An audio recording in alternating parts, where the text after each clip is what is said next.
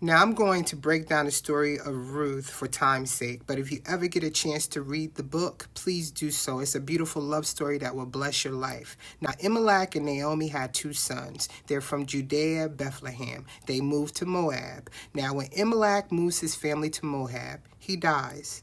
10 years later, both his sons die, but before they die, they get married. One gets married to a woman named Orpah, and the other one gets married to a woman named Ruth. Now, they never had any kids, so there's 3 widows.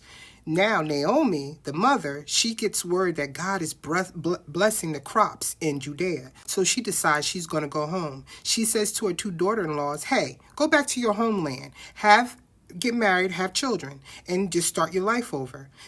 Orpah, she decides she's going to go. Ruth says, to the day that I die, I'm going to stay with you, mother-in-law. That's love. All right, so now you got Naomi and Ruth on their way back to Judea.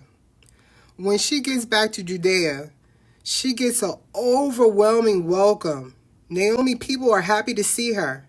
But Naomi, she's so miserable from the death of her husband and her sons, she can't even accept the welcome.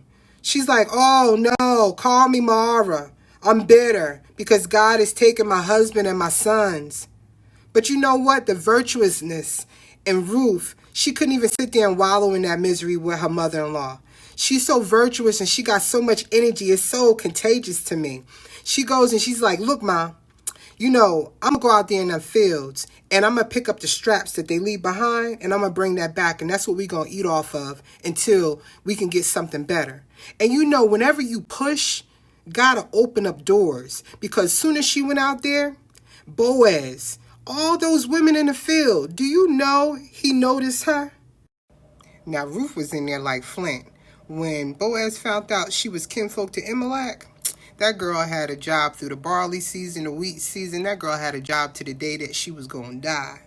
And it's only my personal opinion, but I declare when Naomi found out it was Boaz's field that she was in, I think Naomi was up to getting him to be the kinsman redeemer from that moment on. That's my personal opinion, though. But just to see the love that Boaz had to make sure that she had a job, that she had extra, because he was like, put extra out there. Make sure it falls and don't pick it up. Don't harass her. Don't give her a hard time. Just making sure that she had enough. That you don't see it family like that no more. It's so watered down. Family is not family like it used to be back in the day. Naomi was a smart woman because she knew it was time to get a more permanent situation for Ruth, and that it was time for Boaz to step up and become the kinsman redeemer.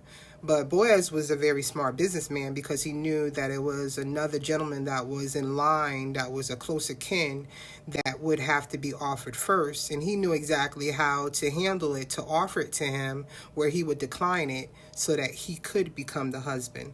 Now, I need to look up these 6 scoops of barley, because 6 scoops of barley must be a substantial amount of money, because that was enough to keep Naomi home, where she didn't even worry about going down trying to figure out how much or how her property was being handled by Boaz.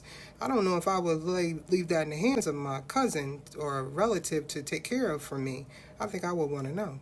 Wouldn't you? So Boaz ends up marrying Ruth, and they end up having a baby called Obed. Obed grows up and he has a child, and he names him Jesse. Jesse grows up and he has a child, and he names him David, who is King David. I say all that to show you the circle of love and how in the bigger picture we are surrounded always by tragedy and death. But in the bigger picture, God makes no mistakes. And in the circle of life, he has a bigger picture and a bigger meaning for everything. So we got to trust and believe that in all these things that are happening, there's a bigger meaning behind it.